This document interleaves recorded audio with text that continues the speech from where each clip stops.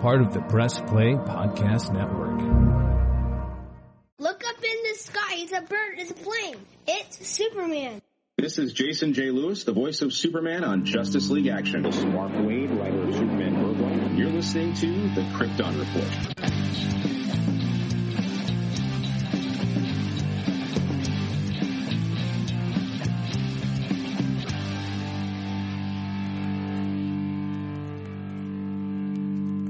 Welcome to the Krypton Report podcast, now part of the Press Play Podcast Network. We are dedicated to all things related to DC Comics with a strong focus on Superman and all things Kryptonian. We discuss movies, TV shows, games, and of course comics. I am your host, Tyler, the Superman of Blue, the Man of Tomorrow. And with me as always is the other Superman, that guy who's red. We're not talking about his tan. We're talking about his color of his heart. Welcome, James Cole. The color of my heart. Yeah. No. I lost it there. Well, it's too cold. It's too cold to go out there and catch a sunburn right now. I was going to be like, that man in red, not Santa, but we're too far from Christmas. or the Flash. Speaking of being far from the Flash, let's just kick it off right out the gate. Dude. All right. So, first, they announced they're going to move Super Pets. And I'm like, okay, moving it to July. I guess that kind of makes sense. It's more midsummer movie. All right. It's 2 months. Okay.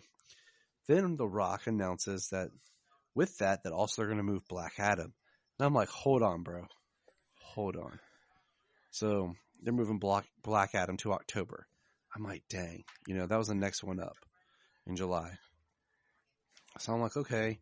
And then some time goes by, and I message you guys, and I'm like, dude, it's going to be a crazy end of the year. Black Adam in October, Flash in November, Aquaman in December. I'm like, something's not right. Then shortly later, they started announcing all the other moves. Okay, I'm going to throw this out first. We got Black Adam is October 21st, 2022. And then Shazam 2, Fury of the Gods, has been moved up to December 12th, 2022, which I think is smart. Those movies are similar. They connect. There better be some more connective tissue. Releasing them together, kind of. That's awesome. I hope with them being together that there will be some form of connective tissue. Exactly. And, excuse me, I'm still sick, people. I can't get it. It's not COVID, but I can't get well. It's Ohio weather. But what kills me is, I've said this before, I'm like, how are you going to do Shazam in 2023 when that film finished shooting before Aquaman did? Like, when we got Fandom, we had more behind-the-scenes footage and stuff of Shazam than we did of Aquaman. But yeah, Aquaman was going to come out in December. Well, now Aquaman's moved to March 17th of 2023. That makes sense to me. It has that kind of spring feel. I can dig that, okay? I wasn't really holding my breath for that one because I just had a feeling. Blue Beetle is August 18th, but the kicker is the Flash has been moved from November of this year to June 23rd of 2023. Yeah. When this movie comes out, it'll have been 9 years since Ezra Miller was cast and announced to have a Flash movie. Let me give you some of the dates that this movie was supposed to be out, okay? Yeah. March. I'll just give you March 23rd of 18. Moved up to March 16th of 18. July 1st, 22. June 3rd, 2022. November 4th, 2022. Now June 23rd, 23. That's the one I feel the most kick in the face. It's frustrating because they just put out all that trailer about, the world needs heroes. And, it was cool seeing that trailer in front of the Batman. And 2 of those movies won't be out this year. Yeah. Half of that trailer won't be seen this year. And I'm just like, come on, Warner Brothers, you done screwed up, Ron. Come I'm like, seriously. Now, granted, I was doing some reading, and you and I talked a little bit about this, that the effects houses are backed up. And all these movies are heavy effects movies. Well, yeah, once a lot of production has begun to ramp up over this last year, especially late last year, yeah, there's a lot of movies that have a lot of special effects that need work. And The Flash is supposed to have over 2,500 plus visual effects shots that is on par with Avengers Infinity War and Endgame. Yeah, each one had had over 2,000 VFX shots. So I'm like, okay, that makes sense. But that's the one I think I was most excited for in the sense of the continuity and the fact that was going to be the swan song for Affleck's Batman. We had talked about how cool it's going to be to see Batman 3 times this year on the big screen. And then next year, next summer, like it's over a year away.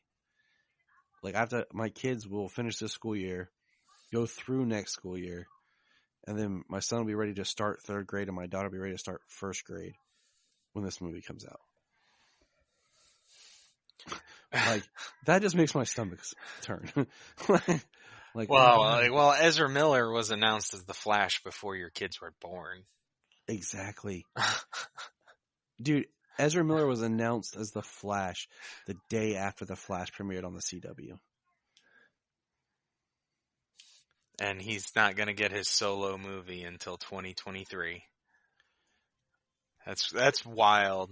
I mean, you hope something like this is like a labor of love and a passion project, but it's hard to call it that, you know?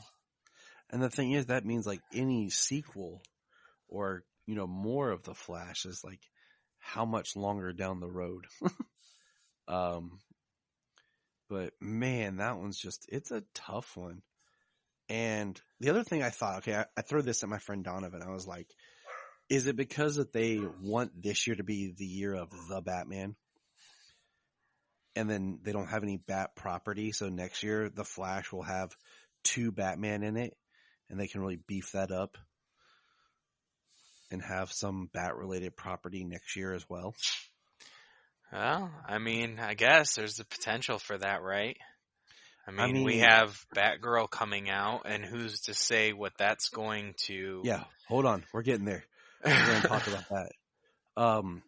Because, I'm trying to remember the years, but The Dark Knight came out, and I think it was The Dark Knight, yeah. They moved Harry Potter 6 to the next year, so they would have another huge, massive film the following year, instead of having it in The Dark Knight in the same year. And that's just interesting that they don't want to have too many DC. I mean, this was supposed to be the year of DC movies, like really kicking it off. 4 movies, man. And now we get 3. I mean, we still get 3. That's still a lot, but it's just like you've pushed it back and who knows what will happen, who knows, at this point, because we're still so far out. But I was really looking forward to seeing Black Adam over summer, and yeah, I mean, it's still my most anticipated movie of those 4. Because it's the one that feels the freshest, Yeah, I suppose. I suppose that's definitely a part of it. And I mean, we're both Snyder fans. We're not gonna lie. But the other ones have all the backlash with, the change in things, the Snyder continuity that people fight and argue about. It's just, it brings a lot of negativity into the conversation. But which is ridiculous because he's just trying to make good films with lots of character work and right. So it makes it rough enjoying things. But I don't know. I take it as it goes. So back to Batgirl. We were told that Batgirl is going to come out this year, 2022. It's an HBO Max original. It's going to be come out in December. It's supposed to be set at Christmas. And like we've speculated, it was going to be part of the fallout from The Flash. Because we have Michael Keaton's Batman, we have the Affleck Batmobile, and J.K. Simmons as Gordon. But we've heard nothing. And I mean, do you really think that they would push it, to Christmas of 2023?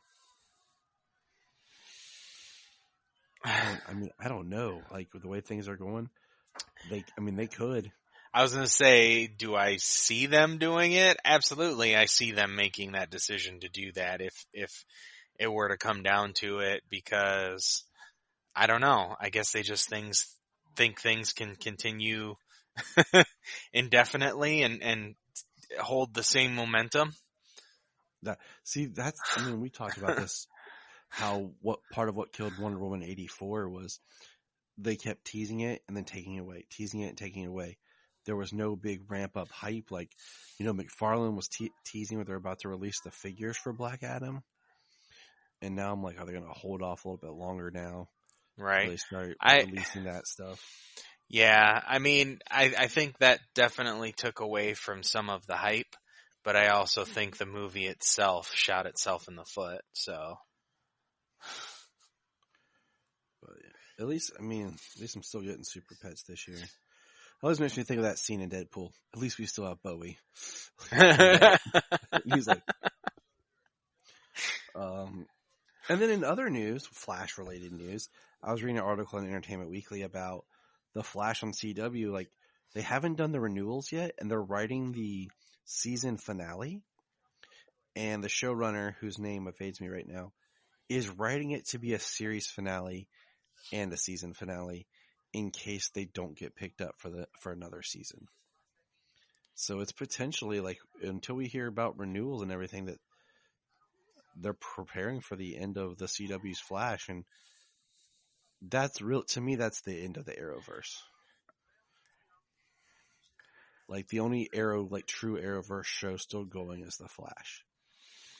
Yeah.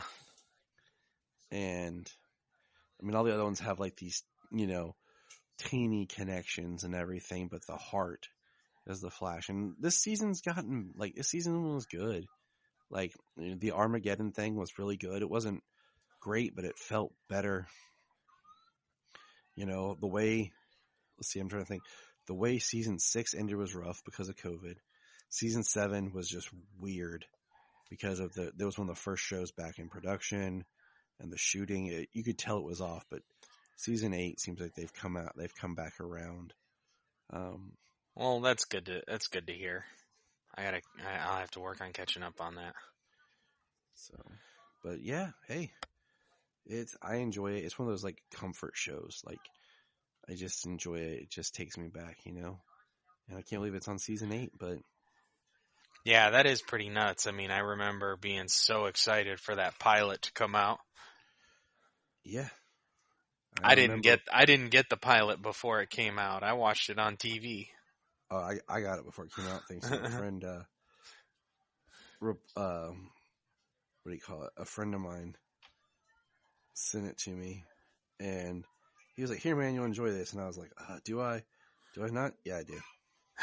Right.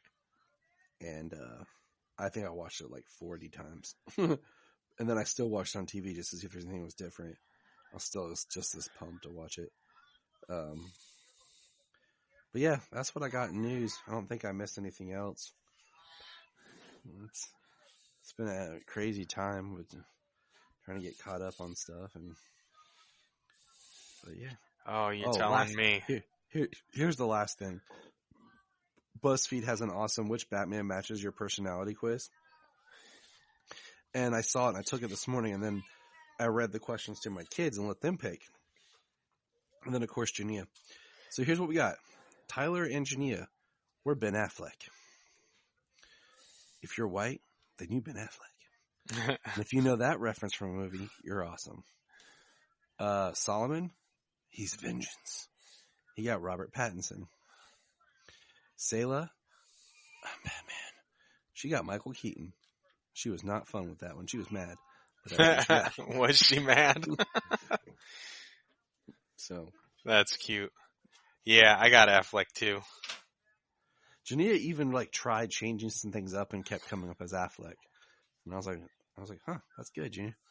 You're not that crappy Christian Bale Batman that we learned that just left Gotham to lie in ashes as all the villains from Blackgate are back on the street and Gordon's overrun, and now we have Detective Blake out there trying to be Batman with no money, no resources, No training. no extensive years in the League of Shadows, and no connections to Lucius Fox or anything. Even Alfred, like day one, is like, I'm Batman. Oh, Batman ends. But Yeah, we did catch that. I'm not really sure if I had said that before. I may have, but probably. Absolutely, like the prisoners of Blackgate and everything, everybody's escaped. And a lot of those people were in Arkham too, because they part of one of the things they did for the Dent Act was kind of take away the insanity plea for a lot of those people, because they would go into Arkham and then, they wouldn't receive any treatment, or, they were just used for experiments and all kinds of crap. Yep. And who knows, like, what the escape rate was at that time. But, that there's crazy people, there's tons of criminals that have been let loose on the streets. And all he cares about is stopping that bomb, and then, yep, the Gordon and the police force in Gotham can be overran by, overworked by criminals. So, anyways, we're going to pop over, and it is now time to talk about Superman and Lois.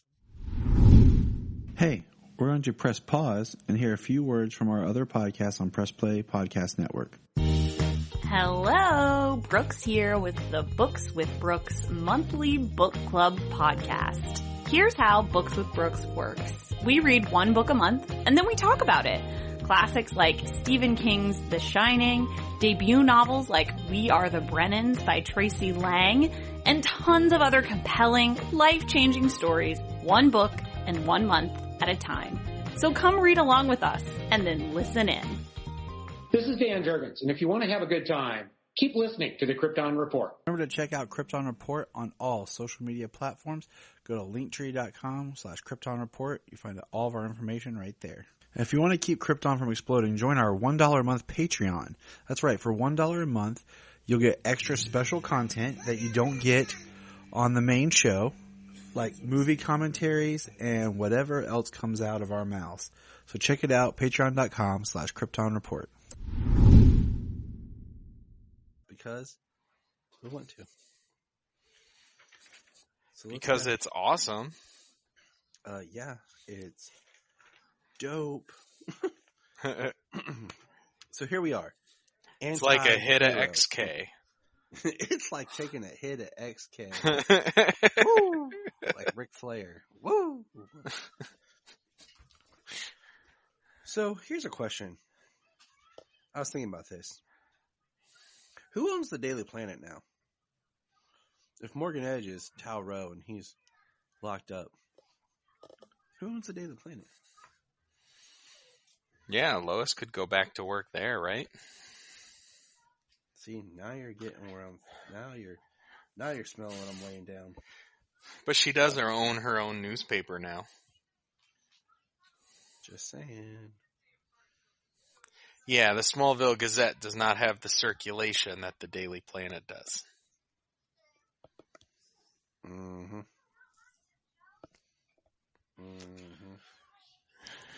That's all I'm saying. But anyways, yeah, so keep moving on. So, Anderson. Mr. Anderson. I went to high school with a buddy named Kyle, Anderson. We played in bands and stuff together. So every time I say Anderson, that's what I think of. He has Clark imprisoned. Imprisoned it's with Tal Rowe. Yeah, now luckily now he's hanging out with his brother. And Yeah, because that's gonna go well. The two Kryptonians sharing a cell together. And then we cut to the sheriffs are busting into Smallville High School with the police dogs, and of course John trying to quit. And he's like, give them to me, and I won't get caught. I'm a good kid, blah, blah, blah. Gets caught. Straight up. 20 inhalers. the police dog is right there. Give them to me.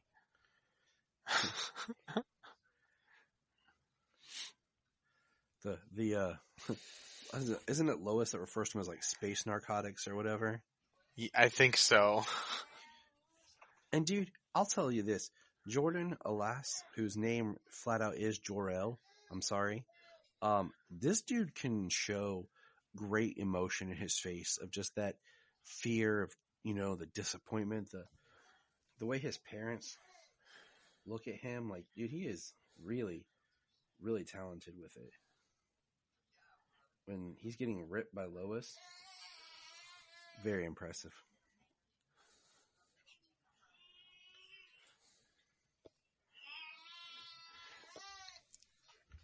This storyline, I brought this up in the last episode too, like the storyline with the XK and the inhalers and stuff. Like, nobody brings up the fact that he's part Kryptonian, right? And even when and they don't know what effect that's going to have on him.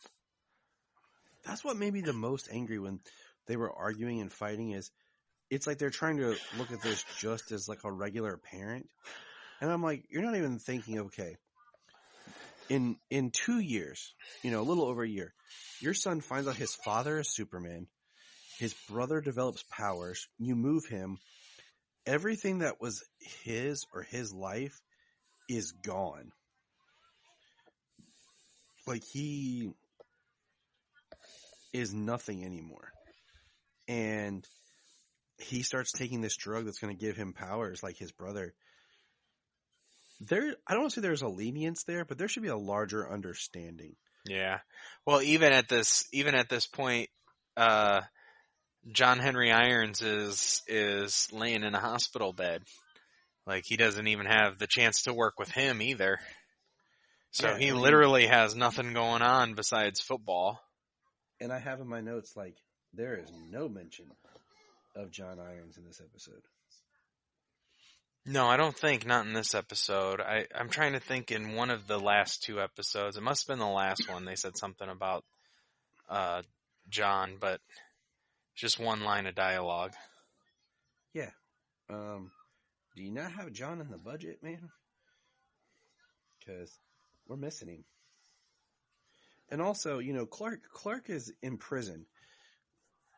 You know who could help Clark? The Flash. You know who was supposed to be a team?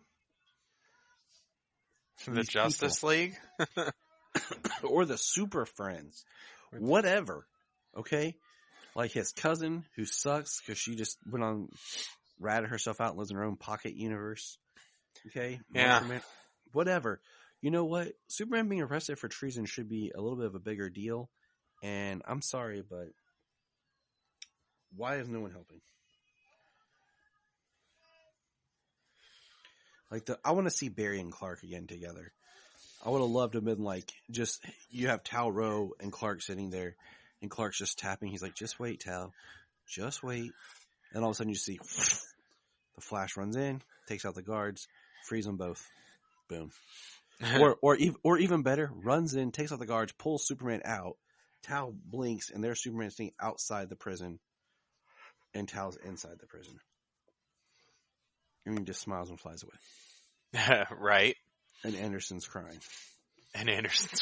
Well, speaking of Anderson, man, that dude is even a bigger D in this episode. Oh my gosh. Like he just one-ups himself every episode. I didn't put in my notes, like, wouldn't it be an interesting twist if Tal somehow became like a member of like the Suicide Squad? Like, I don't even know where that is anymore in this TV series, but if they did something like that, like a Task Force X. I mean, Argus still exists, but right. That's why I'm like, I don't even know anymore. I'm trying to keep up with everything. The writers don't even know. They done screwed the pooch. yeah. I mean, after Crisis, I'm not even sure if they had an idea of what to do after Crisis, and then COVID certainly did not help that matter. And then canceling multiple shows didn't help either. They had an idea, and it went to poo-poo. But anyway, we love what we got with Superman and Lois. Yes, it is the highlight still. And I have a question. And so they decide that Anderson's going to torture Tal. And he throws on a green K collar on him. But wouldn't the green K be nullified by the red solar lamps? Like, it wouldn't affect them?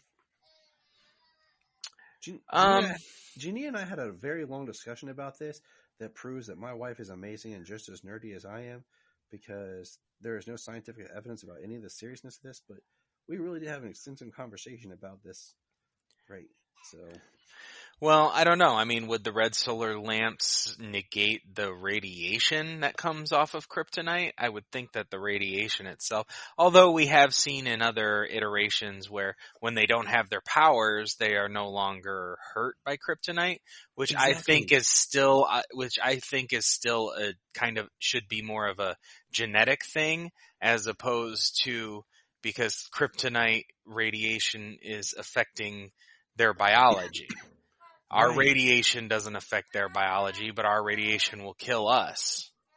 Right. And that's kind of where I sit. Like, the green attacks them because their bodies are acting different on Earth. Yeah, they have a similar mineral makeup, chemical and mineral makeup of their body to what comes from Krypton. So, that's just us talking nerd here.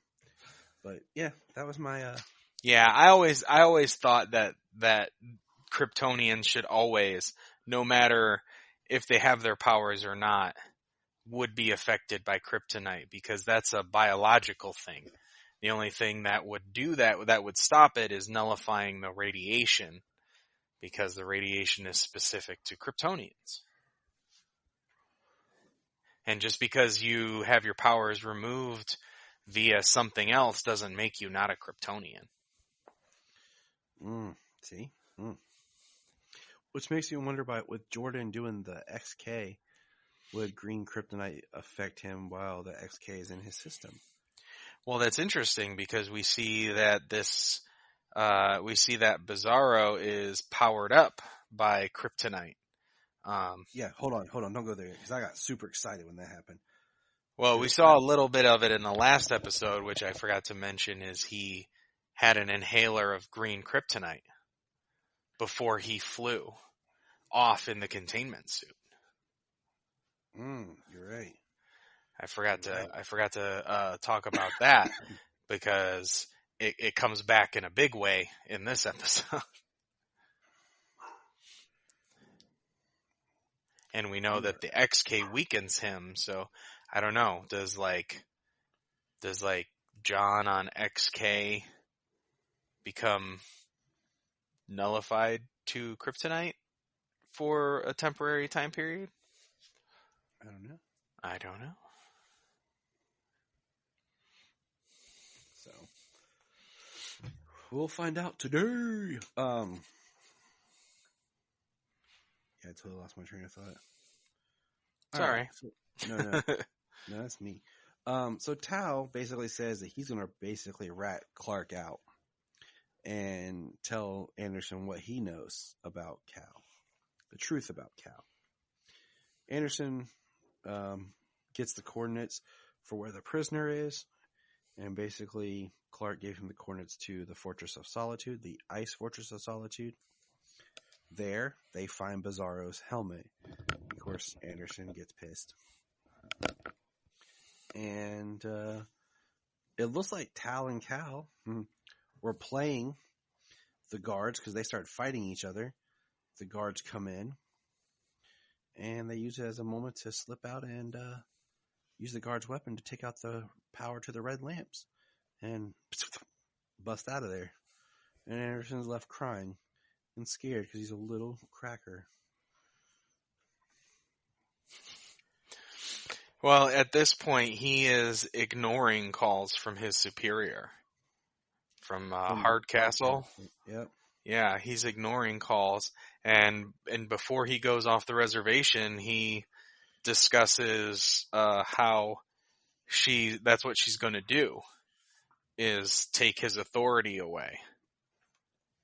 And he's not, he's dodging her call because if she doesn't talk to him, he's still in charge. Until somebody tells him he's not. Because Sam's making some calls. We forgot to mention, Sam's poking around, making some calls and trying to dig into some things. So we're going to pause on Tal and Cal for a second. We're going to jump back. Sarah's not talking to Kyle.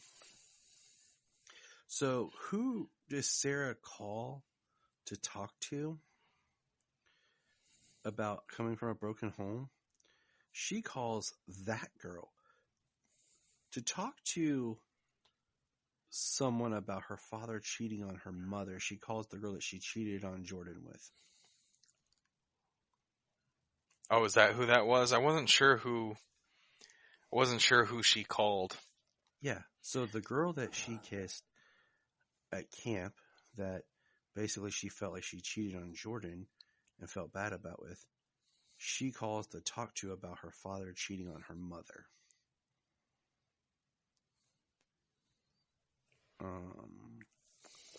Okay. That's part of, I'm going to have to watch again. Well, Jamie hasn't watched this episode yet, so I have to. What the heck, we'll Jamie? watch it again. I watched it without her. Come on, son. I watched it without her for this. So I just want to throw that out there. Of course, Kyle does show up and see Sarah at the end, and they talk. Sarah and her mom and Sophie were putting all of Kyle's stuff in the garage at the start of the episode. Well, he's trying to call Sarah the whole episode, and she keeps ignoring him. Of course. So I think that's. Let's see if there's anything. Well, else. so there's that, but then there's the other thing that goes along with Sarah and their family is the mayor. He is trying to say that he is about family values and like the whole American dream family, whatnot, and he's trying to push that for himself. And I like Lana's nice comeback at I don't have it word for word in front of me, but I liked her comeback at his little get together at the diner, which is very. We're so a family, she says. Like we're such a big family, but yet when a member of this family is going through the worst time in their entire life, you shun them and turn your back on them. Yeah, well, she was more pointing out how during the hardest time of their family, he is attacking a family. Like, does that support family values when you're attacking a family who is going through one of the hardest times their family has ever gone through? Nope, Mayor D-Bag. Exactly. Mayor the Bog. Yeah. Like, I think him and Anderson should just hold hands and skip. Down the street to Smallville. Yeah, which was really cool because Lana got the pep talk from Lois. Dude, I told you, Nia, I love seeing Lana and Lois as friends. Yeah, Lois saying that he is trying to call a mother a bad mother, and she's like, that's wrong on so many levels, and you'll figure out how to do it.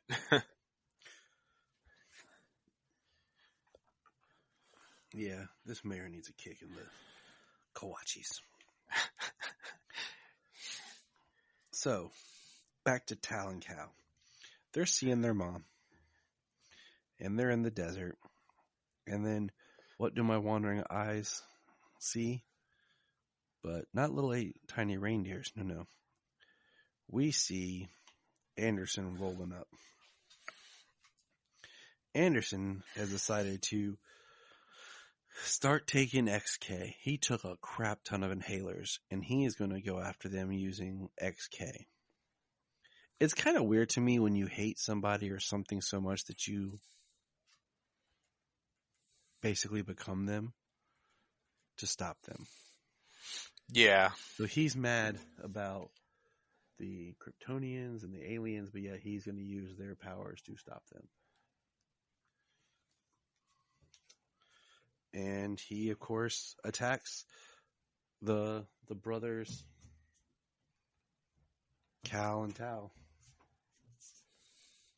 Yeah, he sends in a kryptonite missile, and uses kryptonite gas to weaken Cal and Tal, and then he comes in huffing his XK and attacking them, trying to shoot Bizarro, who is behind a protected force field right now. He's imprisoned, and then Cal's mother releases him to take the fight to Anderson.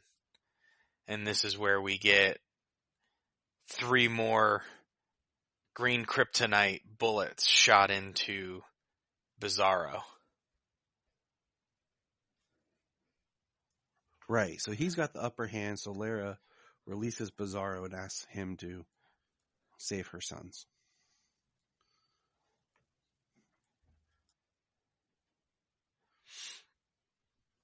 And we get a pretty intense fight going on. Dude, Bizarro does great, and because he gets shot, like you said, by the green K and gets stronger, but then Anderson starts breaking a bunch of XK dust that messes him up, and then Anderson kills Bizarro. Dude, straight up, he kills Bizarro. Yeah, he was choking him out, and then they even had the subtitles of or the caption of bones cracking. I hated it, but at the same time, it made sense. Like, just because it's a shock, it could have been weird trying to keep Bizarro around for the entire show. But it was pretty intense.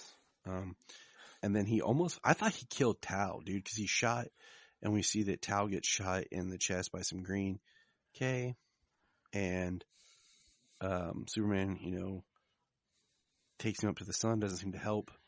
But then we get a shot of Tal in the Red Sun prison, waking up, and Superman leaving. But I thought Tal was dead. Which is a pretty awesome special effects shot where he flies him out into space, out into the sun, out to get the unfiltered sun rays. And which is really cool, which is why I always like these shots when they have Superman going out into space. He's flying out past the atmosphere, where he gets unfiltered yellow solar radiation. Yep. That's why what charges him up faster. Like Henry Cavill does that, Brandon Routh does that. Superman Man for Tomorrow, the animated movie, does that. It should be a staple of all Supermen. Yeah. I gotta pause for a second. Okay. So the episode pretty much wraps up with Clark ripping Jonathan, learning about the drugs, and Jonathan looking scared as his father talks about representation and his values and his family and what they've taught him. And then we Anderson shows up to Allie with the medallion. The ultimate D-bagness. He said, Superman told me to look into you. You're dangerous, but I thought I'd bring you this. And I'm like, dude, you can. If anyone's getting arrested for treason, it's Anderson. Like, you can hate Superman, dude, but you just betrayed everybody with this one move. Yeah. Yeah, you betrayed your entire military career for this one move. Yeah, it's just Clark and John, he says, doesn't matter what happens. If you have to go to a school the next town over, you have to do it online. You're going to finish out school. This has got to be the end of his football career. Right? Yeah. I mean, they're not letting him play football, especially getting powers and then taking drugs to get these powers and lying about it and it becoming this problem. Clearly, part of it was the military was taking this XK and like who created the inhalers? I think it was the military. How did it get on the streets of Smallville? I think it had to have been like Anderson, possibly. Possibly. Or we'll find out. Like, where's Candace getting it? Still, so that's my thing. Is like we need to find out somebody's supplying like these kids with it. Maybe some. Well, it seemed like Allie's person was involved in the removal of the XK. Is she have something to do with it? Potentially. We're going to find out, aren't we? But hey, it was another good episode, though. And Bizarro's dead. And now I feel like I should listen to Superman's Dead by Our Lady Peace, but about Bizarro. But I want to thank our listeners for listening. This was the Krypton Report. We want to thank our Patreons, part of the Don't Let Krypton Explode $1 Club. Check that out and see all the fun that we have over there. And remember, look up in the sky. We just want to say if you've enjoyed this podcast, please check out other podcasts on the Press Play Podcast Network. But also, if you love Superman and DC Comics, please listen to the following: The Last Sons of Krypton, Superman the Animated Podcast, Holy Batcast, The Geek of Steel, Digging for Kryptonite, The Aspiring Kryptonian, The All-Star Superfan Podcast, and Superboy the Legacy Podcast. Enjoy.